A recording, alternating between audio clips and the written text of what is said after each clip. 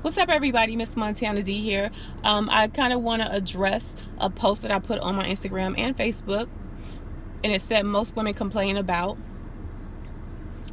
there are not enough good men in the world, and they're complaining about it to a good man. So basically, you're probably in the friend zone or something like that if you're hearing this. This goes both ways. Men complain there aren't good women. Let's address this from both sexes' views, I guess you can say. There are a lot of good men and women out there. Yes, they are. I'm quite sure there are. If I'm one, I know it's other people. It's very doable. Now, do they come packaged a way that's appealing to us, a way that we're attracted to them physically? Because it's 1,000,001 people around us. We pass by men and women every day. Some are attracted to us and some are not. So who do we decipher? Who do we actually try and approach or talk to? We can't just talk to the next person who's the opposite sex just because they're the opposite sex. We kind of got to narrow it down on who we talk to it, because if we don't have some kind of parameters of what we're going to look for, we're going to be talking to every male or every female that we see and come along. So you're going to go with the person that's physically appealing to you. And it's important for a lot of people to be physically attracted to the person that they're with because they want to be sexually turned on or aroused by this person. You want to roll over every morning. You want to look at somebody's faces or at their body and be like, I like that. I smile. Be happy with what you see. You see the face, you be like, he's so handsome when he sleeps, but she's so pretty when she sleeps. Or he's so fine, she's so fine. Like, you're aroused. Sex is a very important piece of the puzzle to having a healthy, happy, long-lasting relationship. So you do want to be sexually turned on by what you see in this person. Some people love big guys or big girls, and some people love skinny girls or skinny guys or short girls, or whatever floats your boat. This is probably what you're going to look for. You're going to look for your type. So even though it may be a bunch of people in the friend zone that are that have very good qualities, very good characteristics, very good morals, values, traits, whatever, but they're not packaged in the outer that turns you on or makes you want to wake up to them every single morning and you be happy with that, or look at their body every single day or night and be aroused by that. So it is true that there are a lot of good men and women out here that get passed up by certain men and women because you just don't look like what we need you to look like. So people always like to say, oh, well, you missing out because you so focused on looks. No, you're not so focused on looks. Looks just happens to open the door for you to really get to know someone. Looks just also happens to get you aroused and help with that healthy sexual activity in your relationship. It does help with those things. Now, there are certain instances where you can end up with somebody that you weren't physically attracted to. And the trick to that is people who feel like, oh, I've been friend zoned. I'm not, I've been overlooked as, someone they're not attracted to, but I am a good person or a good man or a good woman. There's a trick to that. If it's somebody you like that is overlooking you and putting you in the friend zone, play it cool. And you got these good attributes, and you'll be the perfect person for this, what this man or woman is saying they're looking for. Play it cool, be their friend, hang around them if this is possible.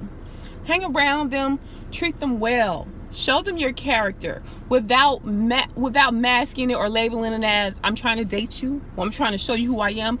Just naturally be who you are and allow this person to see who you are.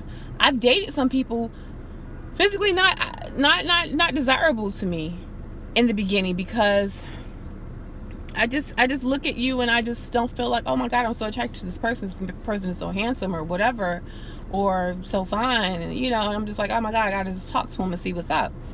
I've been in that situation where I just happened to be around somebody all the time or got to know them and their character, and I saw things about them and was like, oh, this is very attractive about you. Not physically, but just morally, character wise. Like, this is very attractive. Oh, you're really cool. Oh, you're this.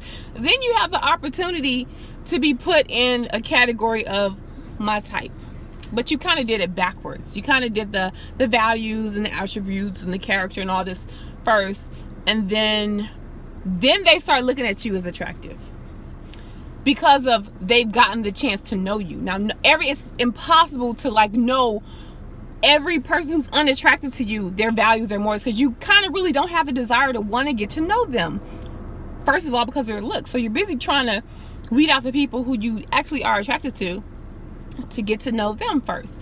But like I said, if you're a person who's in the friend zone, this is how you really want to get out, then this is one of the ways that you can do that.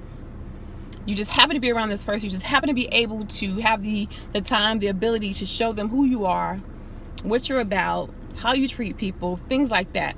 So you can get in through that way. But unfortunately, we do live in a world where if we have 100 people in front of us of the opposite sex, who are we going to go for first? We're not going to go for the first person in line just because they're of the opposite sex. We're looking for a relationship and they're right there. No, we're going to kind of scan the room and be like, okay, well, this person looks nice and cute. Let me talk to them first. Let me start here. You got to have a starting point. And that's going to be the average person's starting point. Because we don't have that, then we'll just be talking to the next person who we see when we walk out the door, which is like, say a guy walks out the door and it's the 65-year-old mail lady putting mail in the mailbox. Is he going to talk to her just because she's the first woman he sees? Probably not. He's probably going to go and talk to somebody who he sees that's attracted to him. And that's just what it is. So don't be offended when you hear somebody talking about, oh, there are no good women, there are no good men out there, and they're saying it to you, and you really feel like you're a good person and you can be dedicated and loyal and trustworthy and all that in a relationship, but they're overlooking you and putting you in the friend zone. It's only because we look for the attraction first as a gateway to want to open up and give you conversation to see what you're about. This is most people's deciding factor of who they're going to talk to in this world full of billions of people. That it is what it is. Shallow, but sometimes it's necessary, especially when you want to have a certain reaction when you roll over and wake up in the morning and you see this person slobbing or whatever they doing on the pillow, pooping in their sleep, talking in their sleep, whatever. You gotta want to wake up to that for the next 20, 30, 40, 50 years and be happy and satisfied and turned on by this person's body or face or whatever. Like, it helps. That's why people do that. And some people really want what they label as attractive children. So they'll look for people with certain facial features and probably stray away from other people with certain facial features, or, you know, like you can see maybe a person's family goes bald fast, or a person's family, they get real fat fast or whatever.